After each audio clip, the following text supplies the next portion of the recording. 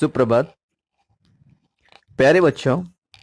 आज हम कक्षा 10 से वल्लरी इस किताब से एक पाठ पढ़ने जा रहे हैं। उस पाठ का नाम है मेरा बचपन और इसके लेखक है डॉक्टर एपीजे अब्दुल कलाम।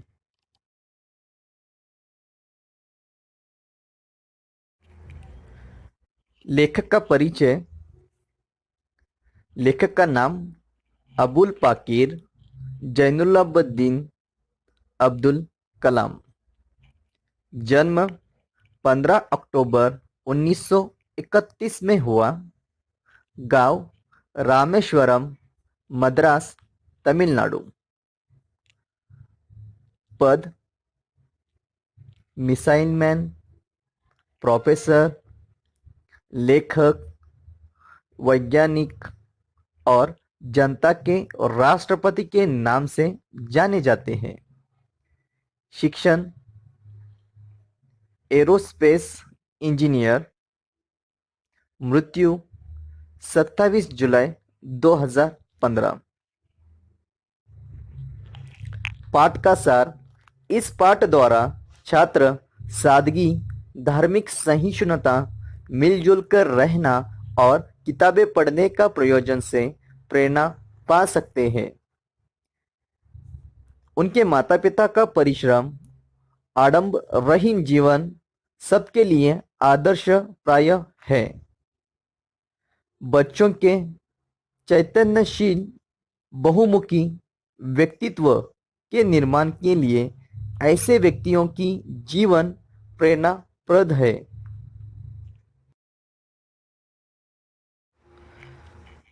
पाठ की ओर। इस पाठ के लेखक डॉक्टर एपीजे अब्दुल कलाम हमें अपनी खुद की जानकारी या फिर अपने खुद के बचपन के बारे में बता रहे हैं। तो बच्चों बढ़ते हैं इस पाठ की ओर। मेरा जन्म मद्रास राज्य, अब तमिलनाडु के रामेश्वरम कस्बे में एक मध्यम वर्गीय परिवार में हुआ था।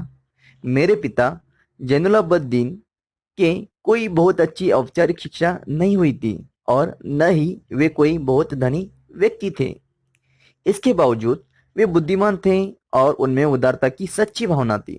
मेरी माँ आशिया माँ उनकी आदर्श जीवन संगिनी थी। मेरे माता पिता को हमारे समाज में एक आदर्श दंपति के रूप में देखा जाता था। बच्चों, डॉक्टर एपीजे अब्दुल कलाम इस पद में कह रहे हैं कि उनका जो जन्म हुआ है एक रामेश्वरम कस्बे में। कस्बे यानी बच्चों एक छोटा सा गांव है तमिलनाडु में या फिर मद्रास राज्य में। यहाँ रामेश्वरम कस्बे में उनका जन्म हुआ था और एक साधारण परिवार से वो बिलोंग करते हैं, रहते हैं। और उनके जो पिता है जैनुलाब्दीन, ये बहुत ही औपचारिक, मतलब जैसे कि हम कहते हैं ना, जैसे कि उनकी इतनी अच्छी पढ़ाई नहीं हुई है उनके पिताजी की, और ना ही वो इतने बड़े अमीर आदमी है, धनी यानी अमीर आदमी नहीं है। इसके बावजूद ये नहीं होते हुए भी वो एक बुद्धिमान व्यक्ति है और उनमें एक उदारता की सच्ची भावना है। मतलब वो हमेशा अच्छे से लोगों से व्यवहार करते थे, अच्छे से लोगों से पेश आते थे उनके पिताजी। और उसी प्रकार उनकी जो माँ है आशिया माँ, वो एक आदर्श जीवन संगिनी यानी बच्चों जैसे कि हम कहते हैं कि पत्नी, वाइफ। तो ये जो उनकी जो पिताजी हैं, उनकी जो जीवन संगिनी कौन है? आशी अम्मा। तो उन्होंने अपनी माँ का भी उन्होंने क्या किया, इसमें जिक्र किया है। तो ये जो हमारे माता पिता, उनके जो माता पिता हैं हमारे समाज के लिए, जैसे कि उनका जो समाज है उस समाज में एक आदर्श दाम्पत्य रह गया, जैसे कि लोगों को आदर्श तरह देखते थे, मानते थे उनके माता पिता को।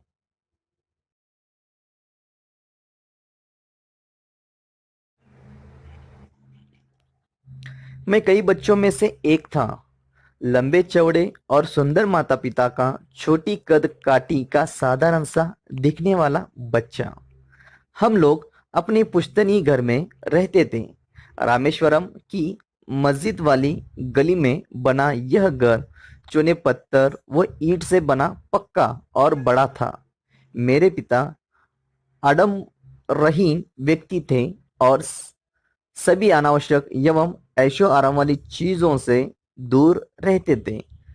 पर घर में सभी आवश्यक चीजें समुचित मात्रा में सुलभता से उपलब्ध थी। वास्तव में मैं कहूंगा कि मेरा बचपन बहुत ही निश्चिंतता और सादगी से बीता। भौतिक एवं भावनात्मक दोनों ही दृष्टियों से। तो बच्चों, यहाँ पे डॉक्टर एपीजे अब्दुल कलाम कह रहे हैं, अपने बचपन के बारे में बता रहे हैं कि मैं जब छोटा था और जो मेरे माता पिता थे लंबे चौड़े थे, सुंदर थे। और ये जो सुंदर माता पिता का मैं एक छोटी कद काटी, यानी छोटी कद मतलब जैसे कि हम कह सकते कि उनका जो शरीर है साधारण है, या फिर वो इतना कमजोर है। साधारण दिखने वाला वो बच्चा था, मतलब डॉक्टर एपीजे अब्दुल कलाम उनकी संतान। और वो जो जहाँ पे रहते थे, पुश्तैनी घर, पुश्तैनी मतलब जो परंपरा से जो पीढ़ियों से जो चलते जो घर में रह रहे उसको कहते हैं पुश्तैनी घर। उस घर में वो रहते थे। और ये घर का था बच्चों रामेश्वर के जो मस्जिद है उस मस्जिद वाली गली में वो रहते थे। और वो जो घर बना है वो घर है बच्चों चूने और पत्थर व ईंट से बना पक्का बड़ा घर था। मतलब वो जो घर उनका है वो चूने और पत्थर से और ईंट का उपयोग करके वो घर बनाया गया है, और बहुत ही पक्का और बड़ा घर था। और उनके जो पिताजी थे आडम्ब रहीम व्यक्ति थे। मतलब जैसे कि अगर मान लो हम जो मेहनत करते हैं, परिश्रम करते हैं, उनके जो पिताजी थे वो भी मेहनत और परिश्रम करने वाले व्यक्ति थे। और ये जैसे कि वो कह रहे हैं कि उनको ऐशो आराम वाली चीजों से वो दूर रहते थे। जैसे उनके पिताजी थे, जो उनको मिला, जो काम मिला उस काम में वो काम करके पैसे कमाते थे। लेकिन ऐशो आराम की जो जिंदगी होती है इन चीजों से वो दूर रहते थे। लेकिन घर में जो आवश्यक, जो जरूर जो चीजें चाहिए वो चीजें उन्हें मिल जाती थी सुलभता से। सुलभता से मतलब जितना चाहिए उतना वो हिसाब से उनको उपलब्ध हो जाती थी। कि और ये भी कह रहे हैं वास्तविक में मैं कहूंगा कि मेरा बचपन बहुत ही निश्चिंत था। निश्चिंत था मतलब बच्चों, मतलब परेशानी नहीं थी। और सादगी से बीता, और सादगी से बीता यानी बच्चों अच्छे से और साधारण से बीता। ये उन्होंने अपने इस पद में कहा है।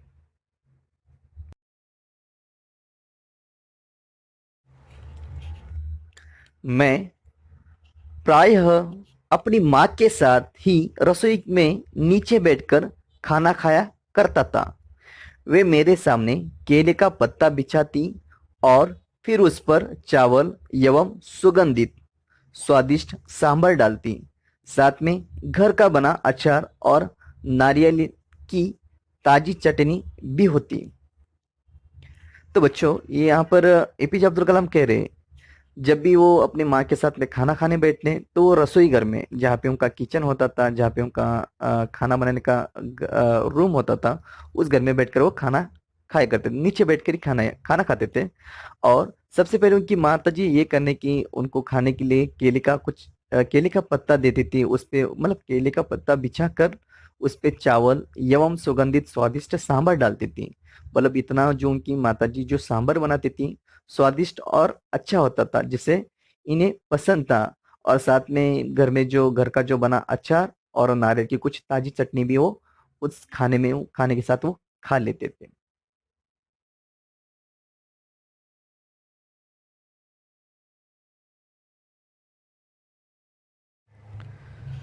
आगे कहते हैं, प्रतिष्ठित शिव मंदिर जिसके कारण रामेश्वरम प्रसिद्ध तीर्थ स्थल है, हमारे घर से 10 मिनट का पैदल रास्ता था।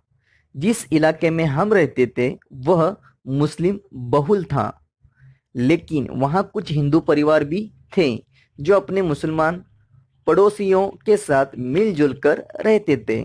हमारे इलाके में एक बहुत ही पुरानी मस्जिद थी जहाँ शाम को नमाज के लिए मेरे पिताजी मुझे अपने साथ ले जाते थे।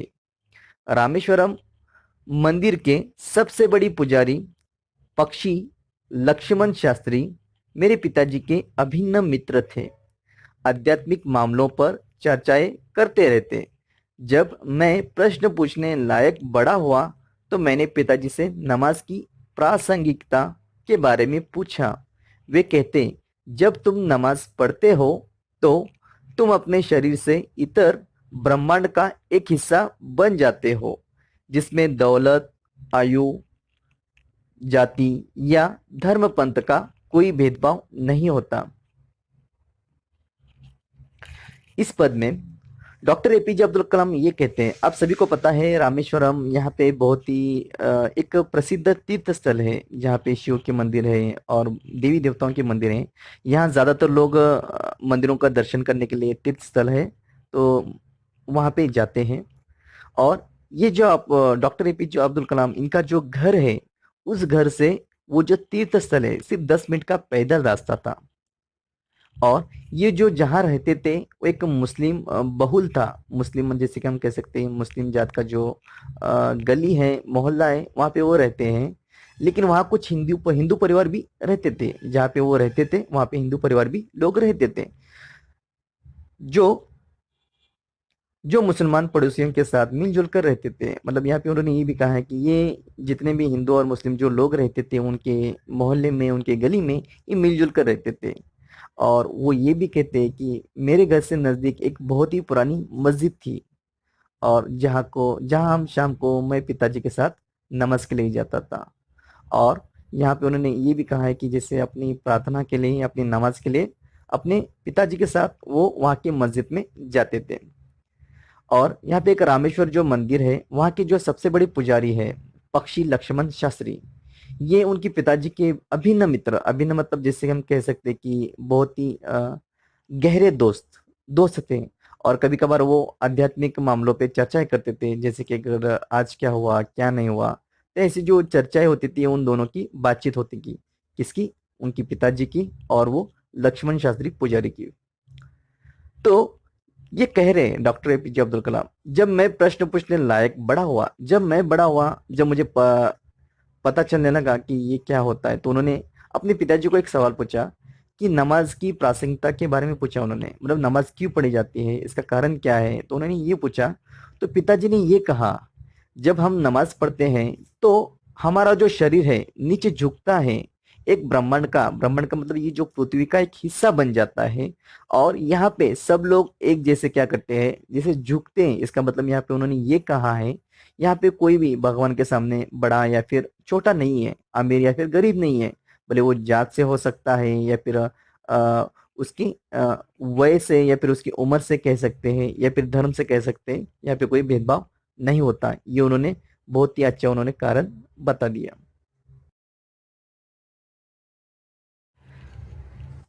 आगे कहते हैं, मुझे याद है पिताजी की दिनचर्या पांव फुटने के पहले ही सुबह 4 बजे नमाज पढ़ने के साथ शुरू हो जाती थी। नमाज के बाद वे हमारे नारियल की बाग जाया करते। बाग घर के करीब 4 मील दूर था।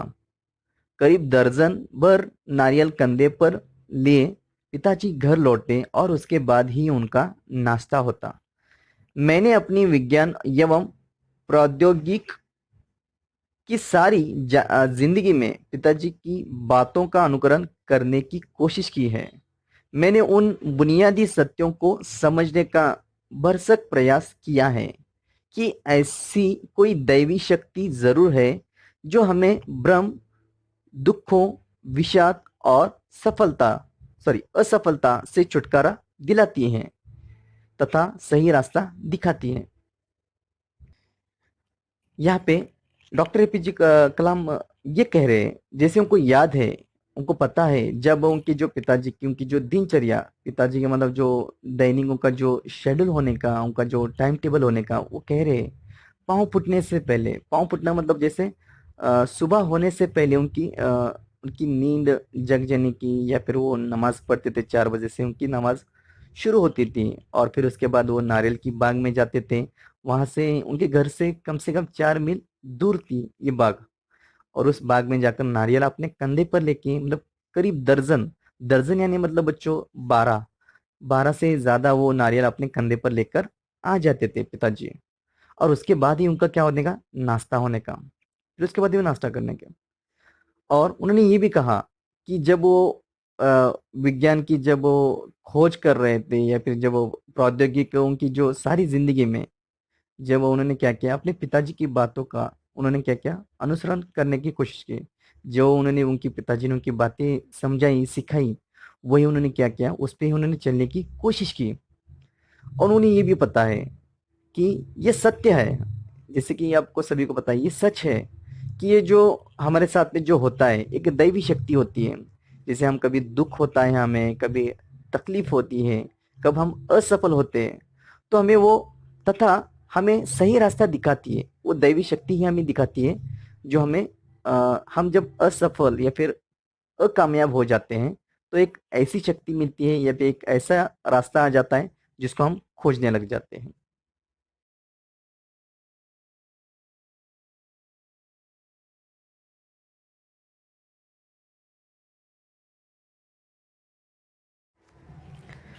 जब पिताजी ने लकड़ी की नौकाएं बनाने का काम शुरू किया, उस समय मैं 6 साल का था। यह नौकाएं तीर्थ यात्रियों को रामेश्वरम से धनुषकोडी, सेतु कक्कराई भी कहा जाता है, तक लाने ले जाने के काम आती थी। तो ये डॉक्टर एपीजे अब्दुल कलाम कह रहे हैं, जब उनके पिताजी ने नौकाएं, जैसे हम जो नाव कह सकते हैं, बोट कह सकते हैं, वो जो बनाने का काम उन्होंने शुरू किया था उनके पिताजी ने, उस समय हमारी जो लेखक, ये जो डॉक्टर एपीजे अब्दुल कलाम की उम्र 6 साल की थी, 6 इयर्स के उस समय थे। और वो जो नाव जो बनाए थे, इसलिए बनाए थे जैसे कि जो लोग तीर्थ यात्रा के लिए वहां पे आते थे, उनको रामेश्वर से धनुषकोडी यहाँ तक लाना और ले जाना और छोड़ना, ये उनका काम वो करते थे, उनके पिताजी।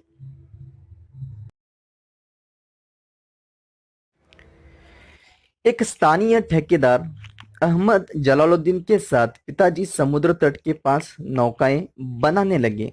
बाद में अहमद जलालुद्दीन की मेरी बड़ी बहन जोहरा के साथ शादी हो गई। नौकाओं को आकर लेते हुए मैं गौर से देखता था।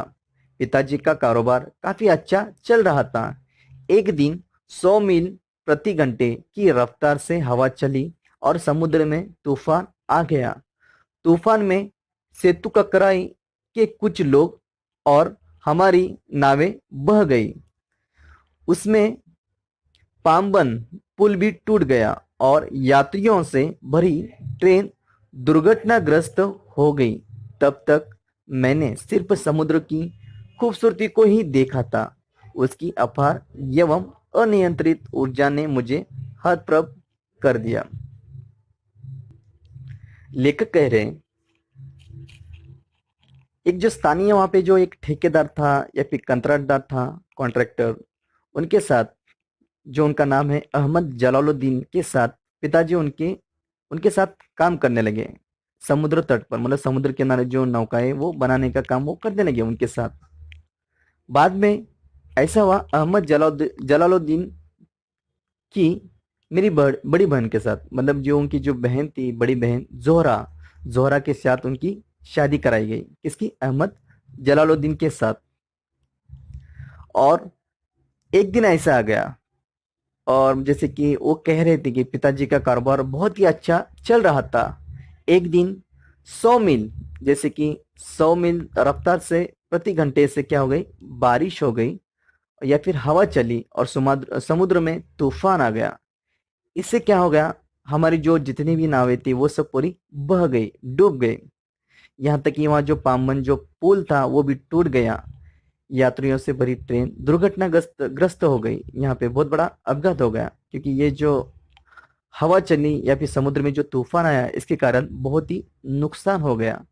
और ये कह रहे, मैंने आज तक समुद्र की मैंने क्या किया है, सुंदरता, उसकी खूबसूरती मैंने देखा है, और मुझे यकीन हो गया इसके अंदर बहुत बड़ी एक क्या है, ऊर्जा है, और जो इधर का उधर कर सकती है। और इसके कारण वो थोड़ा सा हतप्रभ, हतप्रभ यानी मतलब थोड़ा सा नाराज हो गए यहाँ पे डॉक्टर एपीजे अब्दुल कलाम।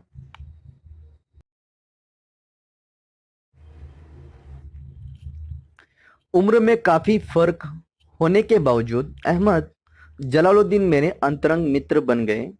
वह मुझसे करीबन 15 साल बड़े थे और मुझे आजाद कहकर पुकारा करते थे। हम दोनों रोजाना शाम को दूर तक साथ घूमने जाया करते।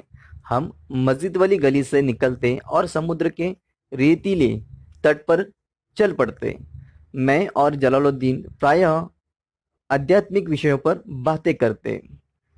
प्रसंगवश मुझे यहाँ यह भी उल्लेख कर देना चाहिए कि पूरे इलाके में सिर्फ जलालुद्दीन ही थे जो अंग्रेजी में लिख सकते थे।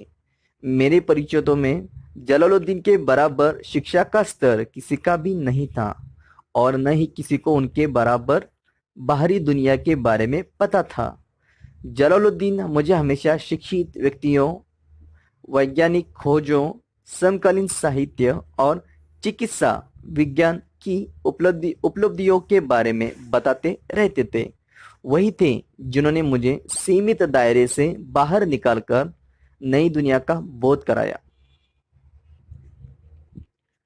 बच्चों, ये हमारे जो लेखक डॉक्टर एपीजे अब्दुल कलाम, उनके जो अहमद जलालुद्दीन, जिसको उन्होंने अपनी बहन की शादी करवाई थी, वो उन दोनों में एक दोस्ती बन गई और यहाँ तक कि उनमें दोनों में 15 साल का अंतर था। और वो जलालुद्दीन डॉक्टर एपीजे अब्दुल कलाम को आज़ाद कहकर पुकारा करते थे और वो रोज़ शाम में घूमने जाया करते थे, दूर दूर तक घूमने जाया करते थे। मस्जिद वाली, यानी जहाँ पे वो रहते थे, मस्जिद वाली गली, वहाँ से वो सीधा समुद्र की रेतीली, जहाँ पे बालू होती है, जहाँ पे रेत होता है, उस रेत पर वो तट पर वो चल पड़ते थे।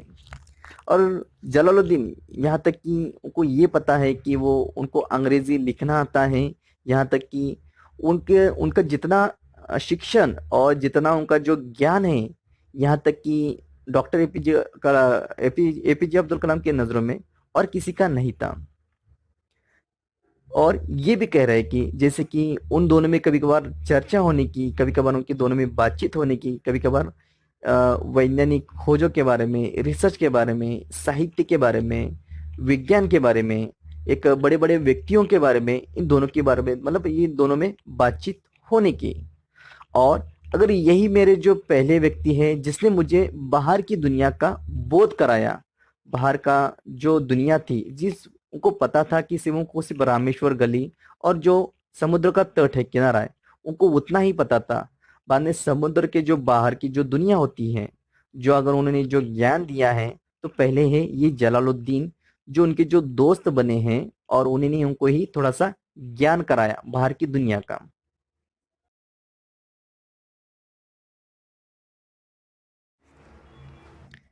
मेरे बाल्य काल में पुस्तकें एक दुर्बल वस्तु की तरह हुआ करती थी। हमारे यहाँ स्थानीय स्तर पर एक पूर्व क्रांतिकारी, या कहिए उग्र राष्ट्रवादी, एस.टी.आर. मानिकम का निजी पुस्तकालय था। उन्होंने मुझे हमेशा पढ़ने के लिए उत्साहित किया। मैं अक्सर उनके घर से पढ़ने के लिए किताबें ले आया करता था। बच्चों, यहाँ पर डॉक्टर एपीजे अब्दुल कलाम, वो जब उनका जो बचपन में, वैसे जैसे कि पुस्तकें या फिर जो बुक्स उनको जो मिलने की बहुत ही दुर्बल, बहुत मुश्किल के बाद उनको उनके हाथ में बुक्स या फिर किताबें मिल जाती थी। और वो पढ़ने के लिए वहाँ पे जो वो जो पूर्व क्रांतिकारी, वहाँ का जो एक पूर्व क्रांतिकारी जो है, उग्र राष्ट्रवादी एस.टी.आर. मनिकम का एक निजी पुस्तकालय था। तो वहाँ पे वो जाते थे और पढ़ने के लिए किताबें रोज लेकर आते थे और घर पे आके पढ़ते थे। उन्होंने ये कहा।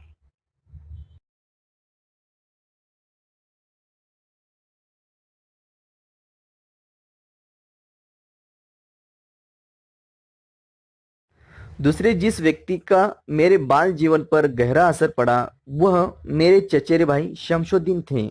वह रामेश्वरम में अखबारों में के एकमात्र वितरक थे।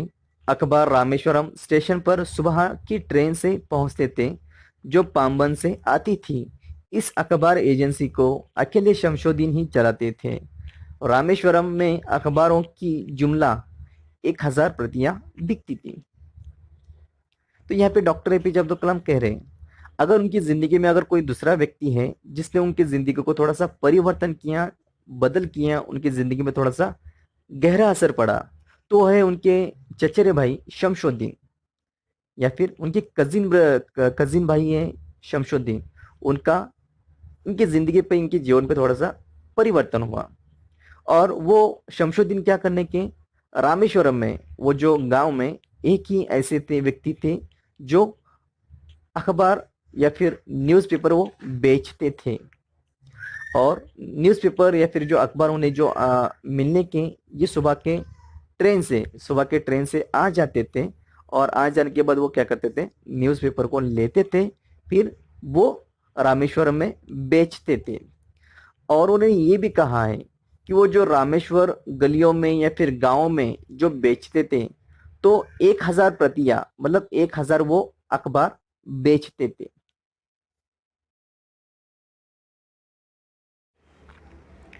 बचपन में मेरे 3 पक्के दोस्त थे, रामानंद शास्त्री, अरविंदन और शिव प्रकाश।